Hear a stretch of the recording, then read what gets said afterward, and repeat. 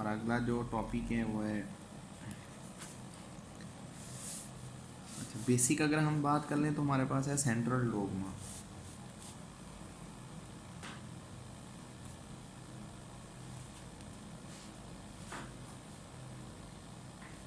ठीक है, molecular biology में सबसे ज़्यादा डिस्कस होने वाला ये टॉपिक है जिसे हम सेंट्रल डोग्मा कहते हैं, और इसके दो बेसिक स्टेप होते हैं।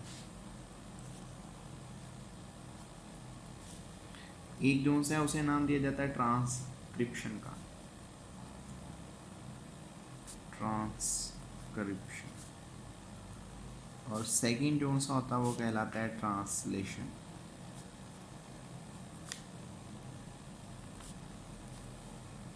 ऐसा कभी भी नहीं हुआ कि डीएनए जो पैगाम दे वो पैगाम डायरेक्ट ही आगे प्रोटीन में कन्वर्ट हो जाए, ऐसा नहीं होता।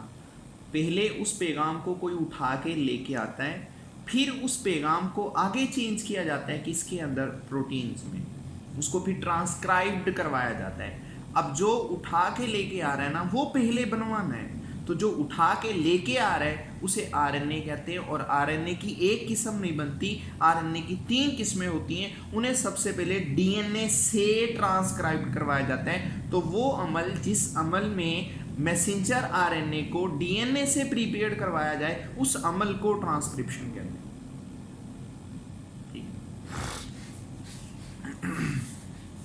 Transcription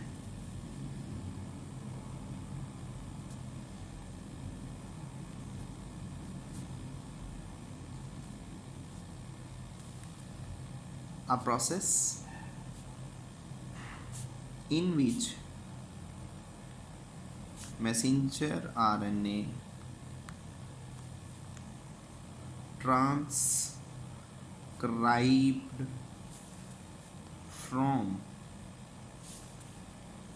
DNA is called transcription.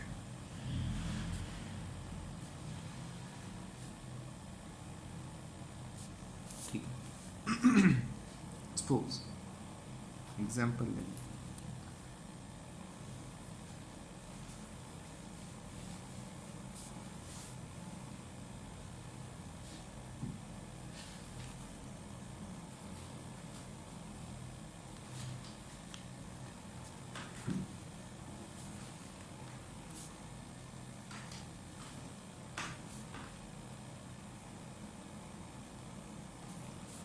कि आपके पास डीएनए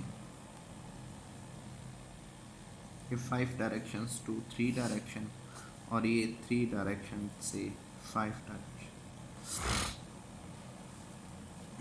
ये डीएनए का वो पोर्शन है जिस पोर्शन से आपने क्या करना होता है, ट्रांसक्राइब करवाना होता है बेसिकली। तो आप तो नहीं करवा रहे, लेकिन ये काम नेचुरली परफॉर्म किया जा रहा है। ठीक है, तो सबसे पहले डीएनए के जो बल बने हुए होते हैं ना, वहां से उसके बल को खोला जाता है। तो डीएनए का 2 मीटर लंबा पूरा डीएनए है, तो डीएनए की कोई एक साइट नहीं होती, डीएनए के किसी भी स्ट्रैंड से कॉपी किया जा सकता है और कहीं से भी कॉपी किया जा सकता है। ठीक है, तो ज्यादातर जो डीएनए से आरएनए कॉपी होता है वो तीसरे स्ट्रैंड से होता है, यानी कि 3 to 5 डायरेक्शन से होता है, जिसकी बुनियाद पर वो ऑपोजिट उतरता है और मैसेंजर आरएनए की डायरेक्शन क्या बनती है, 5 to 3 डायरेक्शन। ठीक है, तो ये इसके यहां पर न्यूक्लियोटाइड्स आ जाएंगे।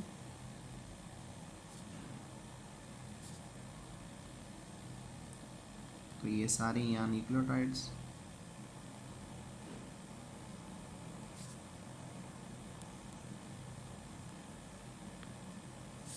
अच्छा फिर क्या हुआ,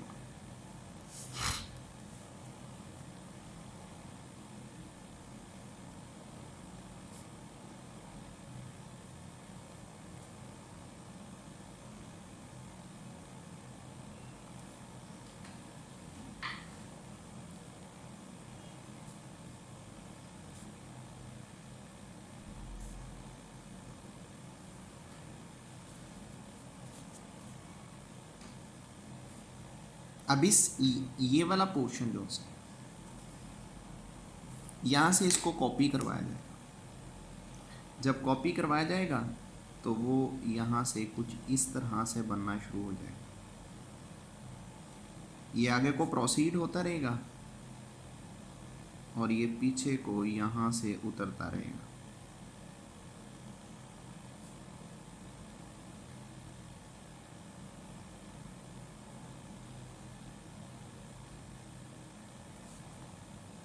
ठीक, ये बन गया 5 डायरेक्शन, और ये जो प्रोसीड हो रही है ये क्या बन गई 3 डायरेक्शन।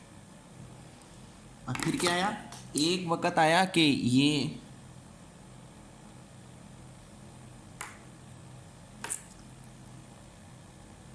यहाँ से अलग हो जाएगा। जब ये अलग हो जाएगा तो ये आपका बन गया मैसेंजर आ रहा है।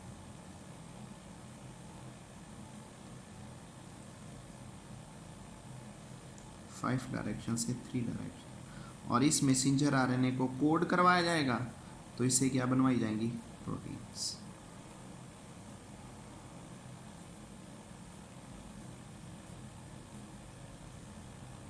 ये सारे क्या हैं, अमाइनो एसिड्स।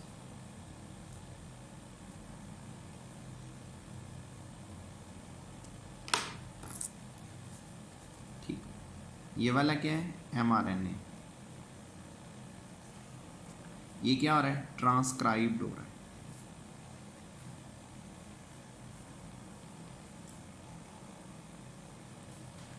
और ये इससे क्या बनवाई जा रही है, प्रोटीन्स। यानी कि ये जो अमल हो रहा है ये ट्रांसलेशन है।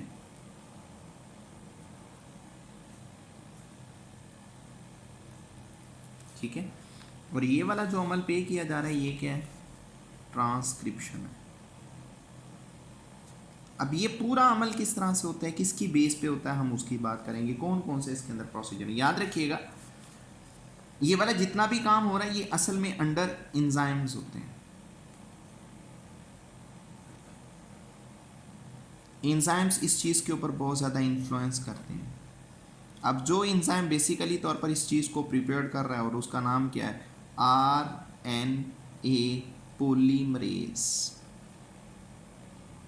अब ये आरएनए पॉलीमरेज 3 तरह के होते हैं जो हर एक आरएनए को बनाने में हेल्प करते हैं। मैंने आपको बताया एक आरएनए नहीं 3 आरएनए, मैसेंजर, ट्रांसफर, राइबोसोमल। सबसे पहली बात,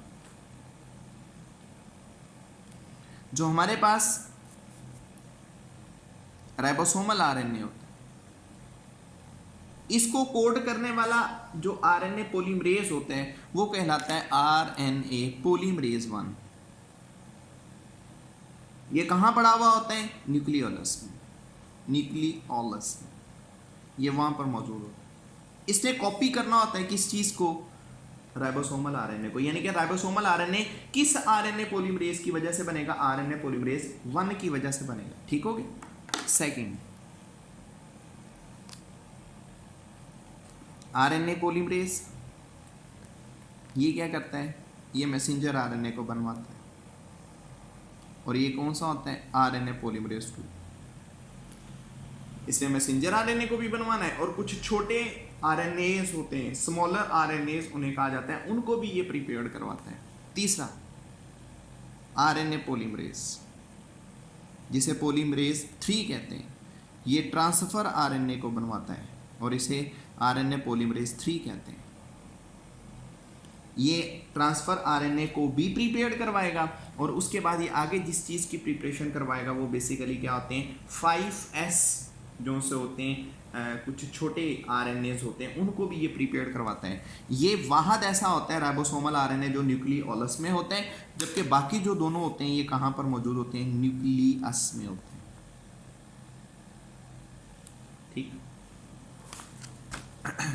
अगली चीज,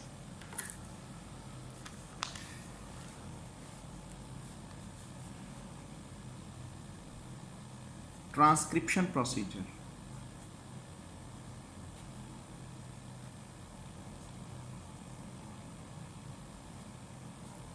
ये जो ट्रांसक्रिप्शन है ना, इसके चंद एक मेन स्टेप होते हैं। सबसे पहली चीज,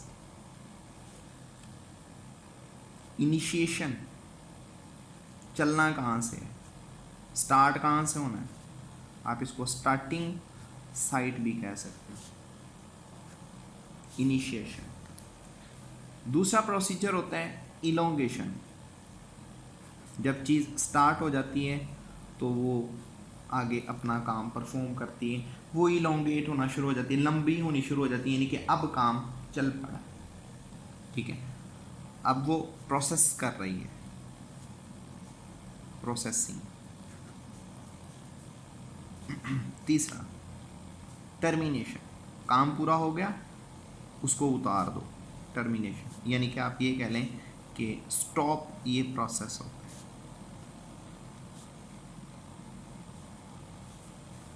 चौथा स्प्लाइसिंग, ये क्या होती है? प्रूफ रीडिंग होती है।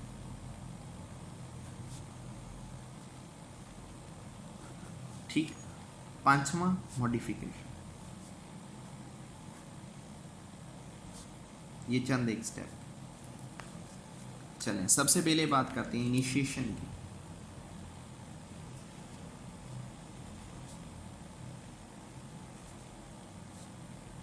जहां से प्रोसीजर में स्टार्ट होना, सपोज दैट डायग्राम्स बना लेते हैं।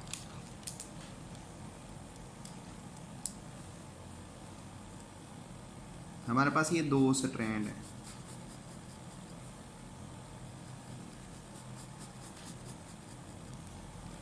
एक 5 डायरेक्शन टू 3 डायरेक्शन है और एक 3 डायरेक्शन टू 5 डायरेक्शन है, ये दो स्ट्रैंड है। ठीक है। ये इनके दरमियान न्यूक्लियोटाइड्स हैं।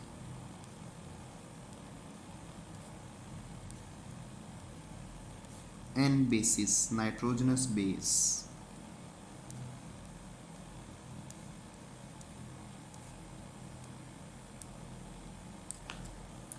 देखें जो इतना हिस्सा है, ये हिस्सा कोडिंग में नहीं आता, ये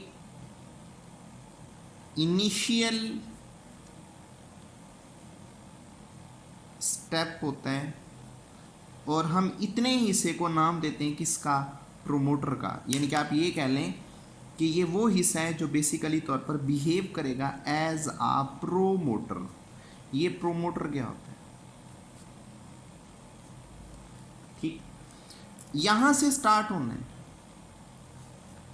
ये स्टार्टिंग पॉइंट है, यहां से ये चीज स्टार्ट हो जाएगी, यहां पे चीज जाके रुक जाएगी, ये स्टॉप पोर्शन, और ये क्या होगा? कोडिंग रीजन होगा।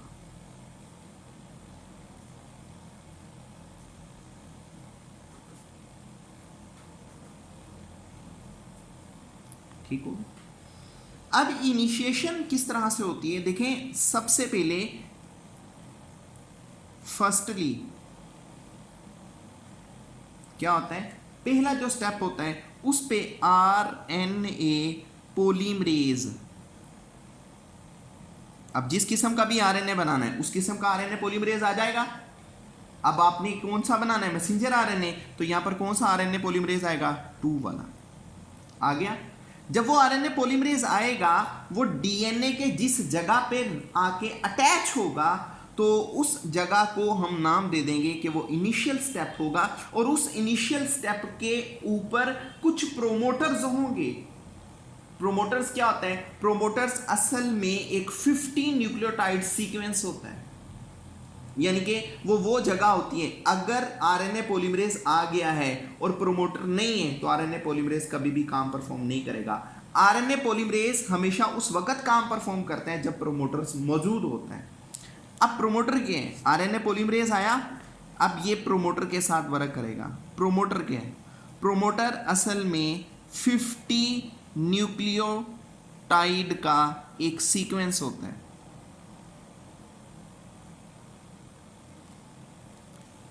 पचास न्यूक्लियोटाइड का प्रोमोटर एक सीक्वेंस देता है। अच्छा, ये सीक्वेंस कहां से स्टार्ट होता है?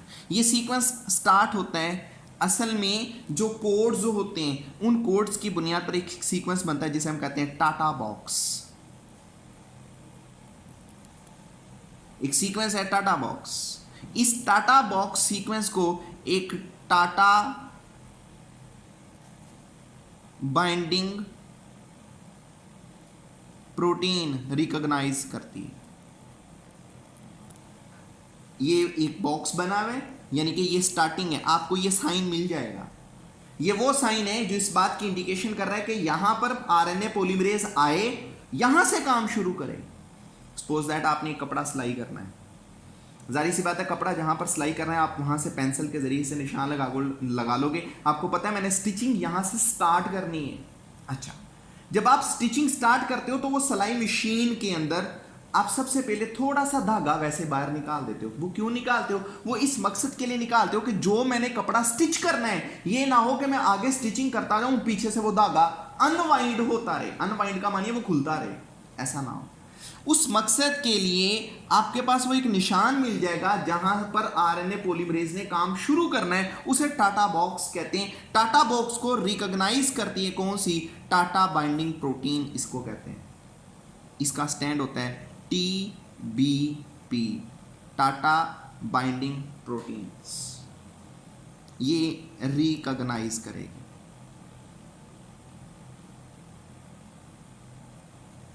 ठीक है, किस सीक्वेंस को? टाटा बॉक्स को। इसने वो सीक्वेंस रिकॉग्नाइज कर लेना। अच्छा, जब सीक्वेंस रिकॉग्नाइज कर लेना है ना, तो रिकॉग्नाइज करने के बाद अब फिर क्या होता है? अब फिर आता है एक सिग्मा फैक्टर। सिग्मा फैक्टर, वो सिग्मा फैक्टर जो सा होता है वो आरएनए पॉलीमरेज के आगे आ जाता है। यानी कि सपोज दैट अगर हम डायग्राम की बात कर लें तो हमारे पास ये जो डायग्राम है इसमें फर्ज किया हमारे पास ये क्या आ गया? RNA polymerase. जब आरएनए ये पॉलीमरेज आ गया, इस आरएनए पॉलीमरेज के आगे ये आ गया सिग्मा फैक्टर। सिग्मा फैक्टर क्यों जरूरी होता है? ये आपके पास क्या है? पॉलीमरेज। ये क्या है? Sigma factor.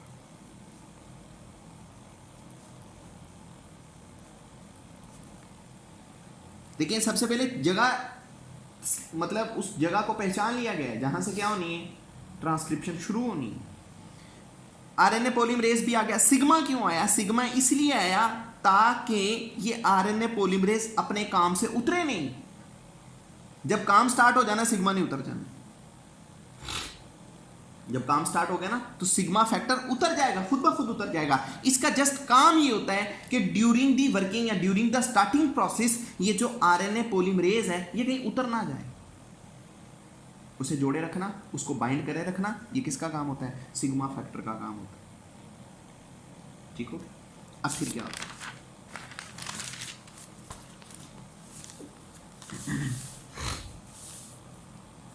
जो आरएनए पॉलीमरेज है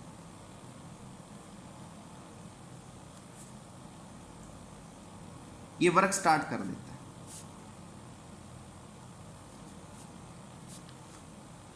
ये वर्क परफॉर्म करता है। जब ये वर्क परफॉर्म करता है ना तो ये 10 न्यूक्लियोटाइड्स को अबॉर्ट कर देता है। वही बात,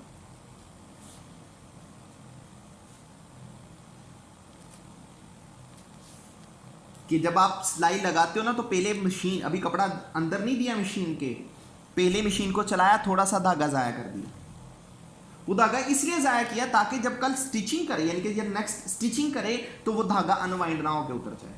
उस मकसद के लिए क्या किया जाता है? जब आरएनए पॉलीमरेज वर्क परफॉर्म करता है ना तो 10 न्यूक्लियोटाइड्स को ये अबॉर्ट जाया कर देता है। वो जाया क्यों करता है? वो जाया इसी मकसद के लिए करता है ताकि आरएनए पॉलीमरेज पीछे ना उतर जाए। अब दो चीज़ें सपोर्ट कर रही हैं, एक तो वो 10 न्यूक्लियोटाइड जो अबॉर्ट किए वो आरएनए पॉलीमरेज को सपोर्ट कर रहे हैं कि वो उतरे नहीं। दूसरी बात सिग्मा फैक्टर भी जो सा होता है वो सपोर्ट कर रहा होता है कि ये कहीं उतर ना जाए। ठीक है, तो ये जो पॉलीमरेज है एंजाइम, उसकी एफिशिएंसी बनाते हैं। यहां तक बात समझ लगी? फिर क्या होता है? डीएनए के स्ट्रैंड को अनवाइंड कर दिया जाता है।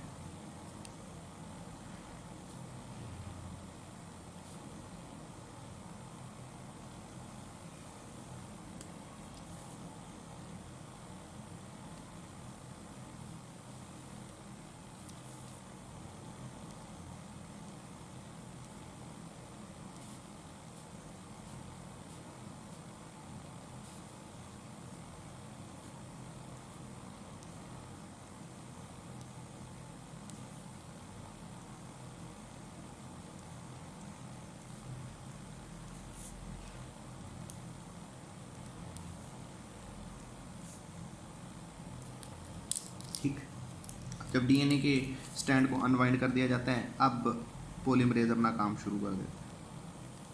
ये पॉलीमरेज आ गया, ये सिग्मा फैक्टर था। अब सिग्मा फैक्टर जो सा होता है ना, ये यहाँ से रिमूव हो जाता है। जब रिमूव हो जाता है तो अगला काम चलना शुरू हो जाता है।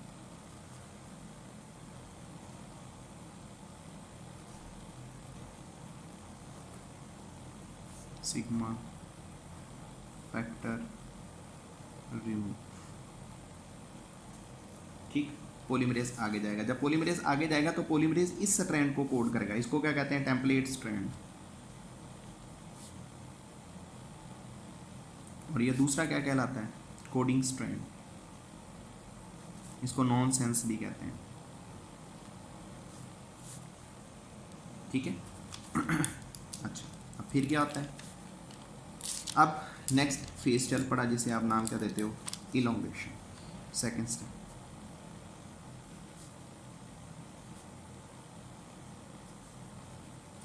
ठीक है, अब इलोंगेशन में क्या होता है? नए न्यूक्लियोटाइड्स को यहाँ ऐड किया जाता है।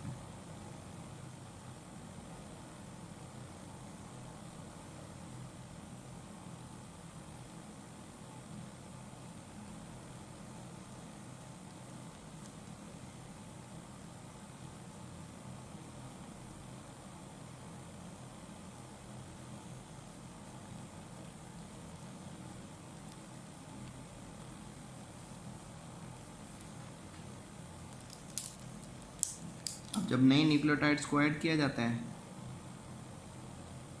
आरएनए पॉलीमरेज तो यहाँ पर वर्क कर रहा है, ठीक है। ये नए न्यूक्लियोटाइड सीक्वेंस के मुताबिक जोड़े जा रहे हैं।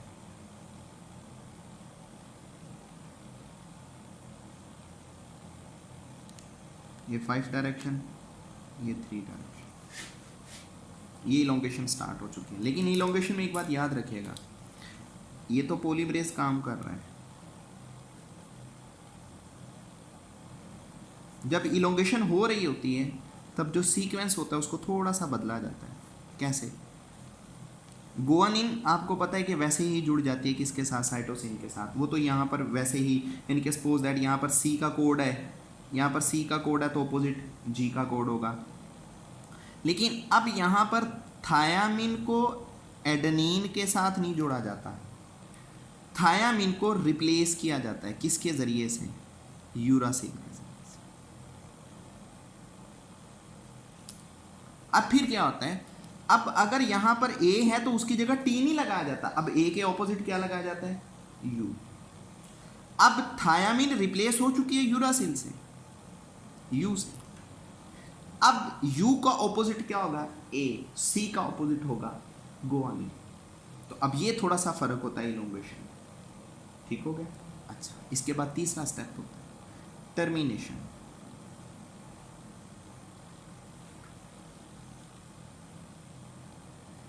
यानी कि अब जो प्रोसेस होता है ना, इसको स्टॉप किया जाता है।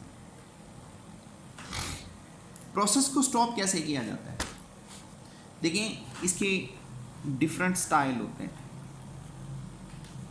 प्रोसेस को स्टॉप करने के। 2 मेथड है। एक को कहते हैं रोहो इंडिपेंडेंट टर्मिनेशन, रोहो इंडिपेंडेंट टर्मिनेशन, और दूसरी को कहते हैं रोहो डिपेंडेंट टर्मिनेशन।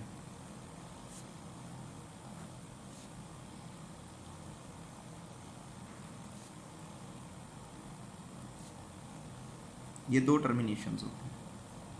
जो तो ये वाली होती है रोहो इंडिपेंडेंट, यहां पर है ना डीएनए का जो स्ट्रैंड होता है उसके ऊपर एक पैलिंड्रोमिक सीक्वेंस आ जाता है। पैलिंड्रोमिक सीक्वेंस कैसा? एग्जाम्पल ले लें, GCC GCC, ठीक है, और लास्ट पे लिख लें AG। ये एक पैलिंड्रोमिक सीक्वेंस होगा। अब अगर आप इसके ऑपोजिट कर लें, G का ऑपोजिट C, A का ऑपोजिट C का G, G C G G C, ठीक है।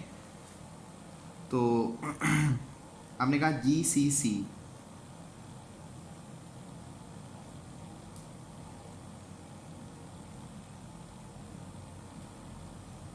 GCC, और इसका जो पैलेंड्रोमिक सीक्वेंस होगा वो, हाँ जी बिल्कुल इसके ऑपोजिट, ठीक है। आप इधर से पढ़ लो, इधर से पढ़ लो, वो एक ही बात है। आप इधर से स्टार्ट कर लें, ठीक, या आप इसके ऑपोजिट यहाँ से स्टार्ट कर लें, वो एक ही बात आएगी। ये पैलेंड्रोमिक सीक्वेंस होता है। जब ये पैलेंड्रोमिक सीक्वेंस अपीयर हो जाता है ना, तो वो एक लूप प्रीपेयर्ड हो जाता है।